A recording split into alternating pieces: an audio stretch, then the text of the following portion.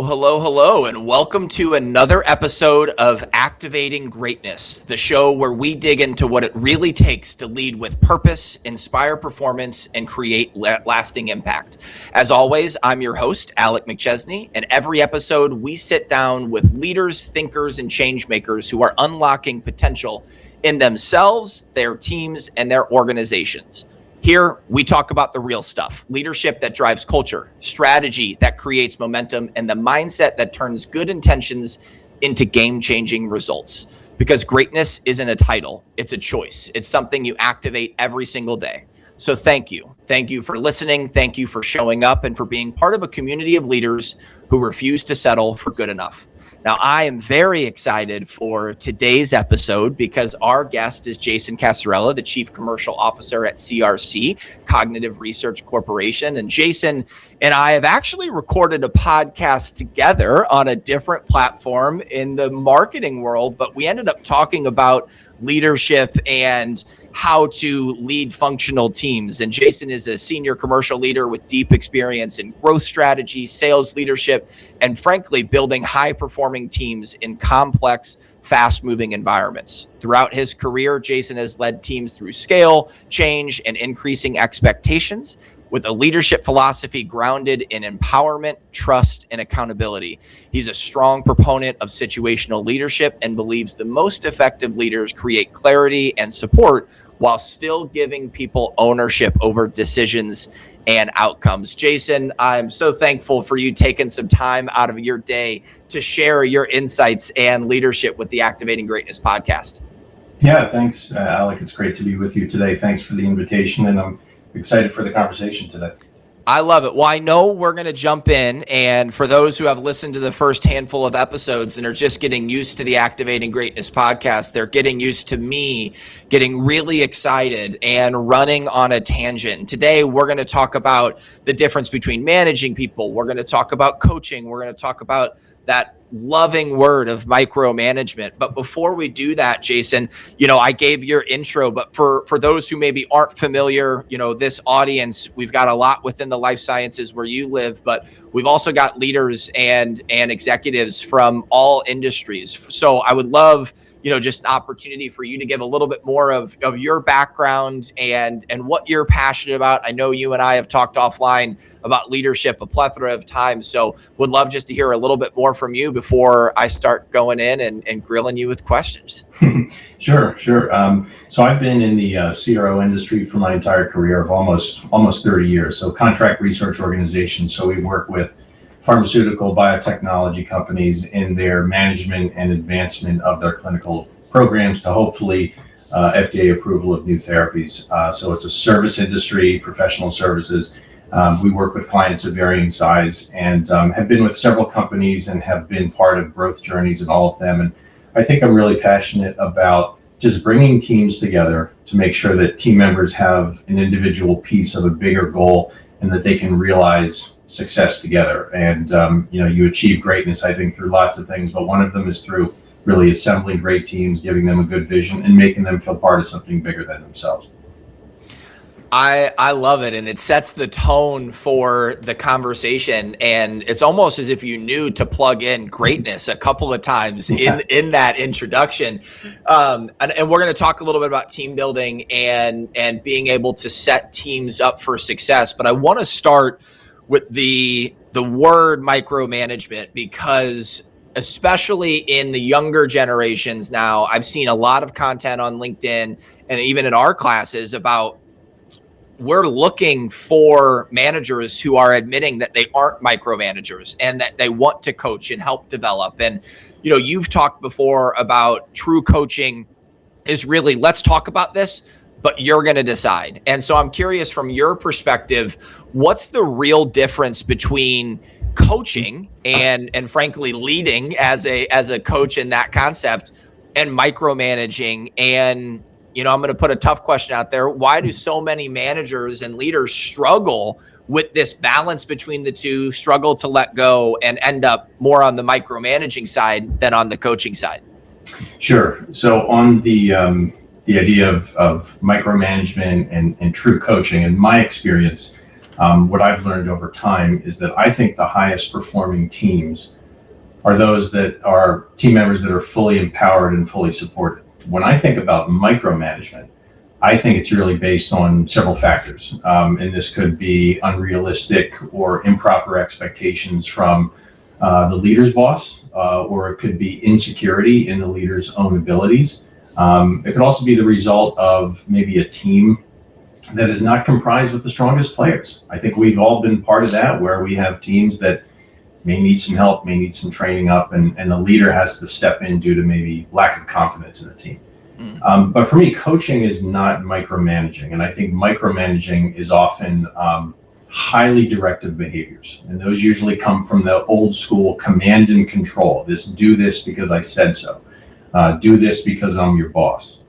Do this or else. That's a threat, right? Leadership styles of the past. And I think it's these telling behaviors, and it in my opinion, creates a high level of kind of hierarchy and imbalance that really doesn't support the team. But to me, again, true coaching is about developing people and really helping them to see their potential, making them feel as though you believe in them and their abilities, and that you want to create a team that is self-motivated and self-sufficient.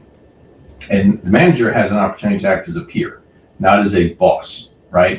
I think it's really important to have that. We're sitting here as equals. We have different roles, but we're on the same team. And this idea of let's talk, but you decide. I've been trained in the situational leadership method from Ken Blanchard, and I really like it because it's this idea of it's based on a task level, not the person. I don't believe that there are inherently bad employees. Certain people are just good at certain things, certain tasks better than others. And when you say let's talk, but you decide, the manager gives that person a high level of support, but low directive behavior. So that empowerment for the employee to make a choice, I think, is really important. And I think one additional thing that I'll share with you, Alec, that's really important to me is I've given my team a one-page document. It's a mutual expectations document. Here's what you can expect from me, and now here's what I expect from you. But in writing, I say, I will not micromanage you, is a promise. However, I am expecting from them that they will bring ideas, that they will come prepared to discussions, and we're going to make this a two-way conversation.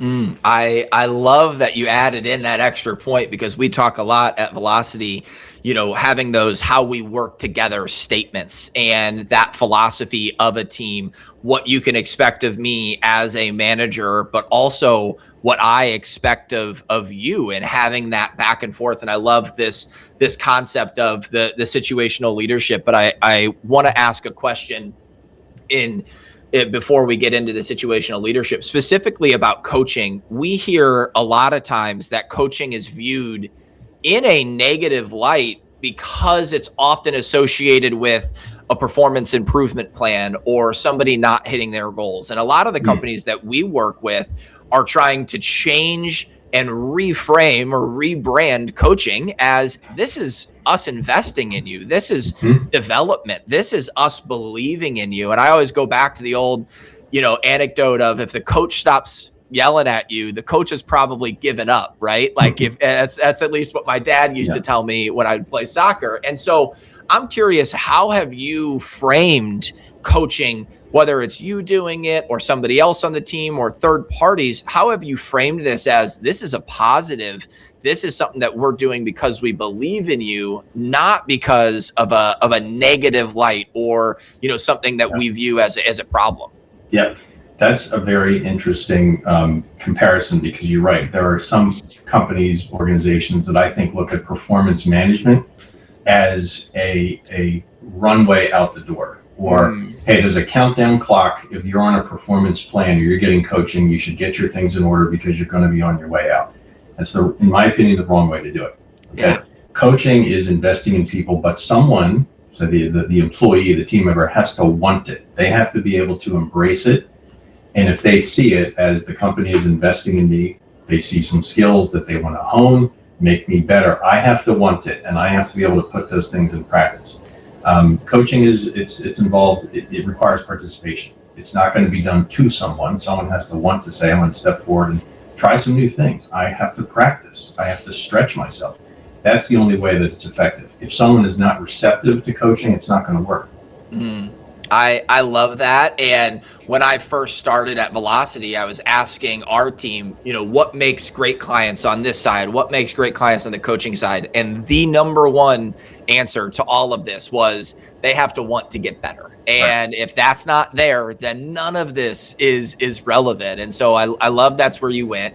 And I think it's a great segue into this concept of situational leadership. And I guess to ask more of a broad question, how do leaders know and how do you know potentially when to utilize situational leadership, when to direct, when to support, when to step back, especially as you're growing at the individual level in their own confidence and their capability? How do you kind of balance, no, I do need to step in, or I do need to step back? And what are there signs that you're looking for? How do you really take this model and apply it to an organization where, hey, we've still got to hit goal and we have a tough quota to hit. We're trying to increase X, Y, and Z. How do you implement that on a day-to-day basis? Mm-hmm.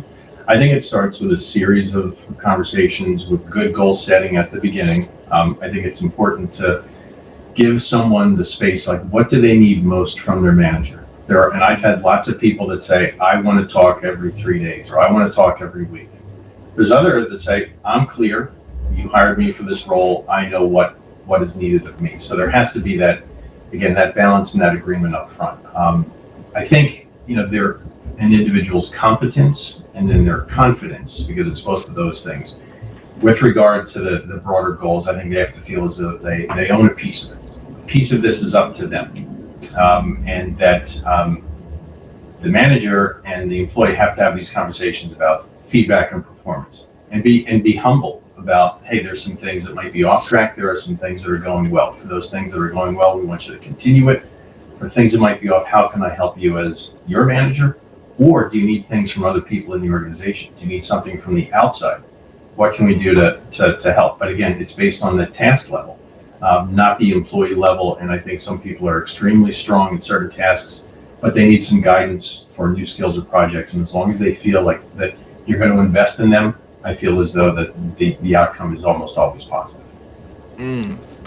Okay, I'm going to pivot and I always allow myself to ask one bad podcast question, and I'm going to use the card here for this question. Your answer there is unbelievable, like to your point at the task level, not the individual level, but I'm putting myself in someone's shoes who has 20 direct reports across the country, maybe across the globe, especially if we're talking life sciences. There might be the sales team or the marketing team, whatever it is, across the country, across the globe. How are we able to identify this across so many different people? And I ask this question because a hot button topic is it on the manager's responsibility to know for each individual person, or do we set standards for the whole team and that's the expectation, or do we tailor it to this person because they work a little bit differently? And to your point, the task that they're good at is different than the task that someone else is at. And so I'm just curious, and this is a bad question, how do you tailor this as the team grows, as the team scales, as you're working from an office and somebody else is working, a couple 100 miles away? How do you view this in the landscape that we live in today? And any example, anything that you're willing to offer on this, I'm intrigued by. And I know I'm taking us off course, but I want to hear what you're thinking. It's a really good question. And the way I would answer it is, I think that back to this idea of not being solely directive, there are some goals, say it's sales or revenue goals, that are or based upon the goals and the direction of the organization. And sometimes those may be, here is your assigned goal in your territory or customer mix, whatever the case may be. But I think other goals need to be shaped by the employee, by the team member. If they feel as though they have a voice and a hand in shaping their goals of where they want to contribute to the company, as opposed to having their entire set of goals just directed and given to them, that creates that mutual accountability. I believe in really good weekly one-on-ones, but the one-on-one should not be a status update. It should not be, tell me what you're doing with A, B, and C. It should be a conversation. Where do you need help? what's on track, where can I best support you, what do you need from the organization. And I think when people feel as though, hey, this is on me, I need to speak up, I need to raise my hand for what I need, we can look at KPIs and dashboards all day long, and that's an important tool, but that's not everything, right? If all of your KPIs are in the green, but you have a whole team of unhappy employees and disengaged employees, that's not serving anybody. So I think you have to make sure that you're looking at both. It's an art and a science. I hope I'm answering your question properly, but there's no real way, in my view, to kind of scientifically define it. You have to know your people, where they're strong, and what they need from you. Well, I said it was a bad question, but the answer was really good. So I'm going to give myself another bad question that I get to ask later on, because it worked out really well. And I love the thought process on the goal is the goal, but how each individual gets there. And I think of myself, to use my own example, over the last decade, I have committed 60% of my life to a platform called LinkedIn and content and building trust from that lens to help grow revenue at 2 agencies and now at Velocity Advisory Group. But how I do that is completely different than somebody else who might have the exact same goal inside our company and we both hit it, but how we get there couldn't look more different. And so I love the answer there, and appreciate you taking me on that journey a little bit, because I think that's one that I'm going to pull out, and that might even go live today on LinkedIn right after recording this, because I love the answer. Okay, I do want to talk a little bit about this concept of offering autonomy and offering empowerment. And in the remote world and the virtual world, this is becoming more of a question for teams. And there's the return to office mandates across a lot of different industries. But I think when there is a hesitancy that when leaders give more autonomy, more empowerment, that is bringing in risk. And so I'm curious, how do we talked about one-on-ones, which I think is a really helpful aspect of this, but how can leaders balance empowerment with accountability and being able to go back to those goals? I love that you said earlier on, we have to have goals, but a lot of times what we hear is you set a goal in January and then we don't talk about it again until maybe June or July, and then it's the end of the year. So how can we do that? How do we balance empowerment with accountability so that teams feel trusted without feeling, unsupported, or that they're alone in this process? Right. It's a very fine line. I think it has to start with mutual expectations. Mutual. Each person has a voice and a role in that conversation. What will success look like? It doesn't just mean you hit 100% of your goals, or you got all 5s, or whatever your numerical indicator is. How should we communicate? What do we need most from each other? My philosophy, Alec, is I tend to have a different style, again, with each individual based on their needs. There are some team members that I've had where I speak to 2-3 times a week because that's what they need. There's others that I speak to maybe once every 3 weeks. And I'm good and they're good and we can communicate other ways, but it's not a cookie cutter approach, right? Both people, I think, play a role in leadership, and the manager can provide feedback if tasks are going off track as they should and provide coaching, but the team member also has the right to step up and say, I need more, I need less. And that you set those expectations up front, but it is a fine line. Yeah. And I think one of the things that leaders can get better at in general is helping their team members develop some of that self-awareness of what do they need, and not just assuming that I need this, I need less, I need more because of how it's been done. But I think self-awareness within this specific lens is such a superpower that teams need more of. Right. And I also think that the leaders have to recognize that, because I have found that the best leaders are the ones that set the vision, articulate that vision, make sure that the team members have the tools, the training that they need, but then the leader gets out of their way. Get out of their way. Let them work. You hired them, let them work. Check-in is needed, support is needed, but when you're constantly looking over someone's shoulder, I think that's where a lot of mistrust appears, whether it's intentional or not. I think that's where a lot of it stems from. I think there are going to be a lot of people who listen to that right there and say, Jason gets it. That's how they're feeling right now. And I think that you finish that on a really important point that we talk all the time about: intent versus impact. And that mistrust, that might not be the intention of an action, but if the employee is telling themselves a story in their mind of the impact that it's bringing them, that's their right to do so. And if you aren't clear about it, it can spiral, and you start to go through that ladder of inference, and a lot of times that turns into the shame spiral, and next thing you know, I've built this story that I'm not trusted inside the organization, and it just continues to unravel from there. And so I think that's a really important call out that more and more, again, at the individual and at the leader level and team level, that people need to be applying today. Yep.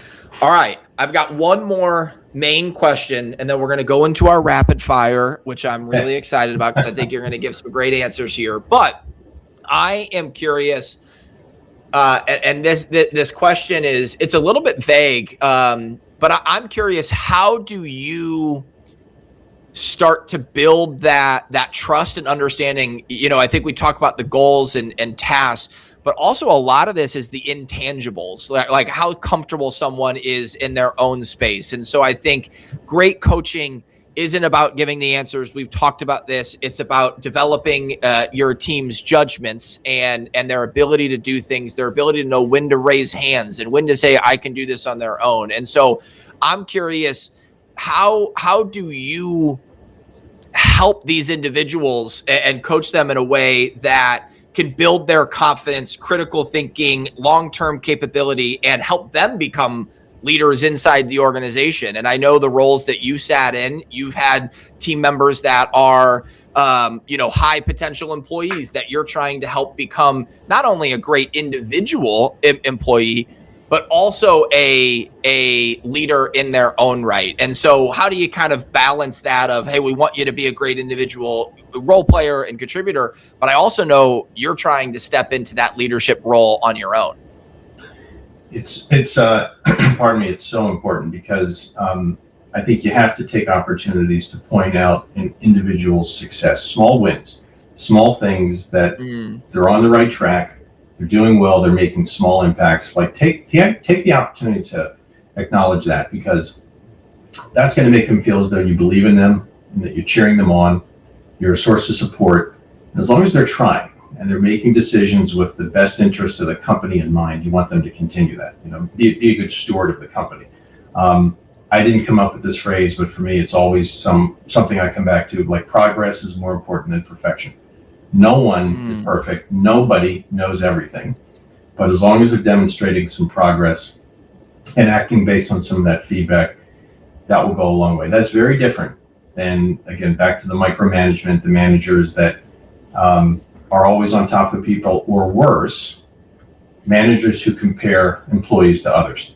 We're not building robots here, right? Everyone has different strengths. And for a manager to say, be more like so-and-so, it's very demeaning and demoralizing to someone that doesn't have those strengths or abilities or interests. So I think that's really important, to recognize their strengths. People should be excited about their individual goals, the impact that those goals will have to the company. They carry a piece of the success. And, those who make their own development their own priority, I think, are the ones that have done the best. I mean, I've worked with so many people in the past that are self-made successes. Things weren't handed to them. They made a choice. They made a daily choice that said, I'm going to work on this. I'm going to practice. I'm going to get better. And that, again, you're cheering them on. Inviting, what ideas do you have as a manager? What else would you add? How do you see it? What am I missing? What didn't we talk about? Asking these open, inviting questions to really draw things out of people. We have some team members that are quite talkative. Others need a little bit more comfort to say, what's on your mind? How can I help you? I think that goes a long way. So I think if teams have the freedom to grow and learn, and they feel supported by their manager to do that, I think that's the recipe for long-term employee engagement and a successful company.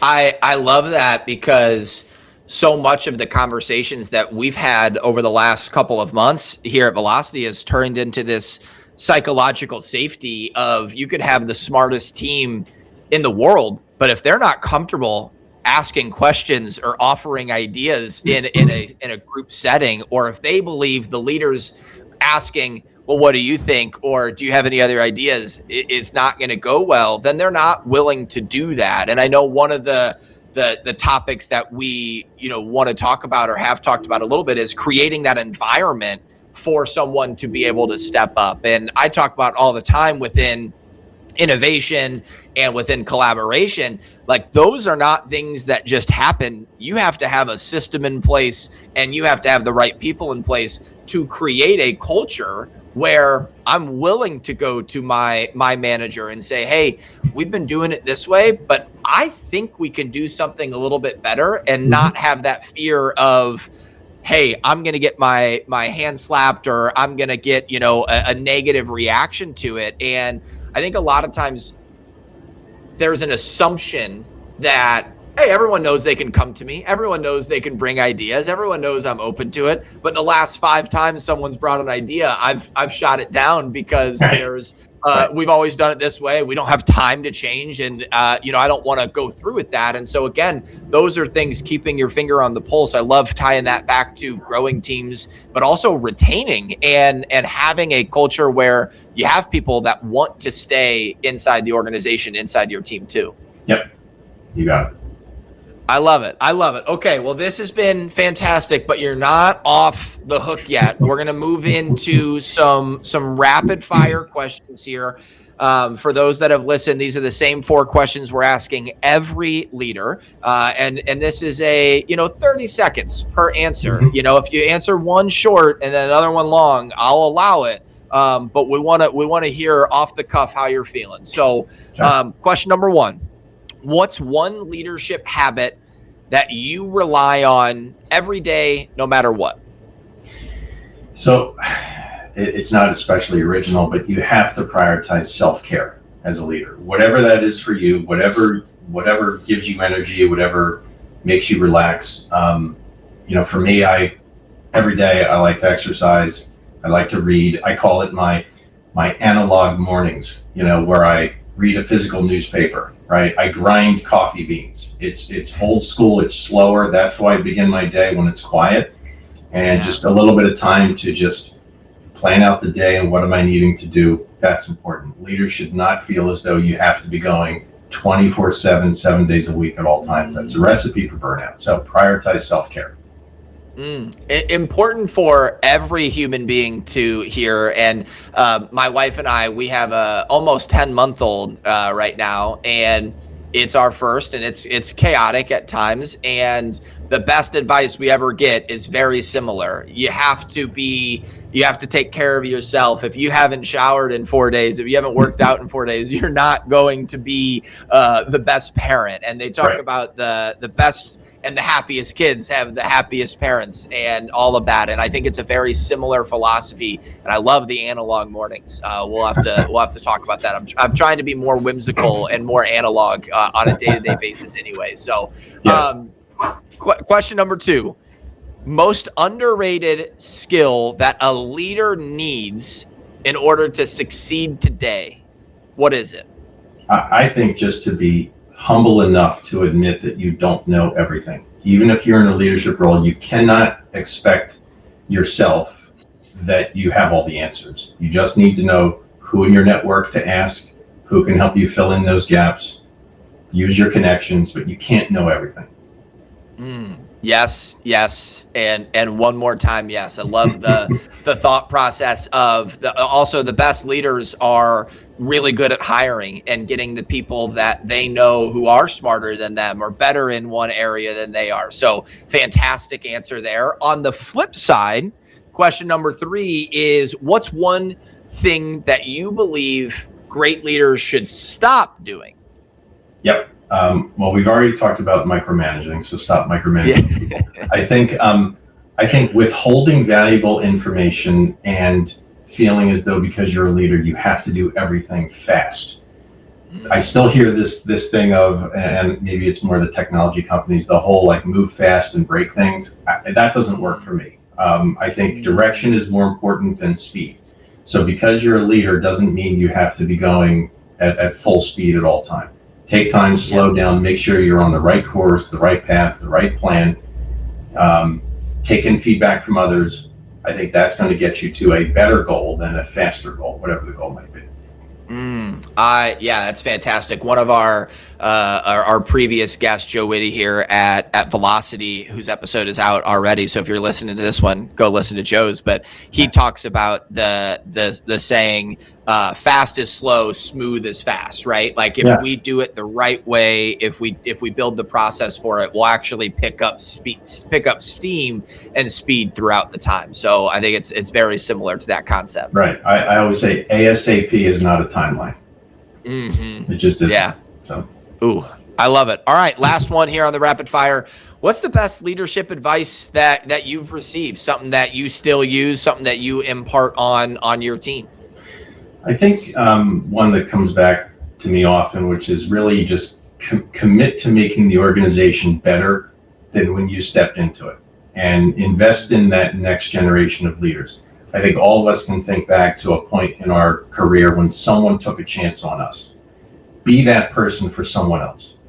Someone that is looking for their break, someone that is looking for a little bit of friendly advice or make a connection. Take a chance on people, someone that's rising in their career as a way to make the next generation better. Yeah. I just want to say thank you for how often you framed this conversation as an investment in people, an investment in the organization, and not an expense or something that we have to do, because I think it is the truest form of belief in your organization is investing in the humans that you have and ensuring that they're the right people in the right seats. So I just want to say thank you to that. And then I think that, you said something earlier, and I'm a big process individual, but you said progress is more important than perfection. And I think that is both something that I would put in the most underrated skill and in some of the better leadership advice that we've shared so far on this podcast, because again, we know, especially life sciences specifically, but even when we're working with construction, that is a rapidly changing industry right now. Insurance, finance, banking, all of the above. It's a really complicated time to be in business, especially to be on the sales side, or even on the operations side, where goals are changing. There's a lot coming down from a board or from private equity or shareholders, and it is easy to just look at the finish line and say, if we don't get there, it is a failure. But we start to ask, and we ask these questions all the time. If we hit goal, but 3 or 4 things happen over here that shouldn't happen, is that a positive or a negative? Because we end up losing a couple of those team members. We end up having them be burnt out, and then we have a bad reputation. There's a lot that unravels, and I think we need to look more, obviously I understand the pressure to hit goal and to hit the expectations, but that progress and the ability to improve at that level is certainly more of an indicator of future success in my mind as well. All right. I love it, Jason. The last question for you. This has been a fantastic conversation. This is exactly why we created the Activating Greatness podcast. I know anybody listening to this is thinking to themselves, I want to work for Jason. And I firmly believe that. But we're going to put you on the spot. Who's a leader in your world, whether you've worked with them or not, but you're familiar with them? Who is a leader that we should interview next? Somebody who is doing meaningful work that others can learn from when they share their story and they share their expertise. Yep. I'm going to give you 2, Alec. I love it. I would recommend Steve Mattis. He is the CEO of Clinovo. Steve is a highly people-focused leader that also drives results, has outstanding experience. And then Greg Skolicki, the president of Eversana, again, a very engaged, people-focused leader, driving results, but has built incredible team cultures over his career. These are 2 guys that I think would give you a lot of good insights. I love it. Well, Steve and Greg, you're going to be listening to this at some point because I'm going to send it to them and say Jason gave the stamp of approval, and hopefully we'll get the both of them on the podcast. But Jason, any final thoughts that you have before we let you go? Again, this has been fantastic. Appreciate you taking the time to share your thoughts. But anything else that you want to finish with here? I don't think so. I'm just grateful to be with you again, Alec. I love this topic, and thanks for the opportunity. Absolutely. As always, everybody listening, thank you so much for your support. We're recording this on January 23rd. This episode comes out the second week of February when you're listening to this. And within a month, we've got 30, 40 guests already lined up to be on the podcast. And Jason was one of the first ones to agree to it. So really appreciate you believing in the thought process behind the podcast before it came to fruition. If you are listening and you want to reach out to me for more questions that you might have for Jason, connect with Jason on LinkedIn. He's very active on that platform. And then leave a comment, leave a review. I'm still trying to prove that this idea works internally. So your reviews and 5 stars is always greatly appreciated. You can listen to this anywhere you get your podcast. And the last thing that I'm going to ask is, I know there are some of you who are listening to this that would be fantastic guests on the show. Don't be shy, reach out. We'd love to have you on. Even though we've got 30 or 40 lined up for the year, we're going to take guests at all times. Our goal is to hit 55 episodes here in 2026. So if you or someone you know has a story that makes sense within the realm of leadership and management, please reach out, because we'd love to have you on the Activating Greatness podcast. Jason, one more time, thank you so much. And for all the listeners, have a great day.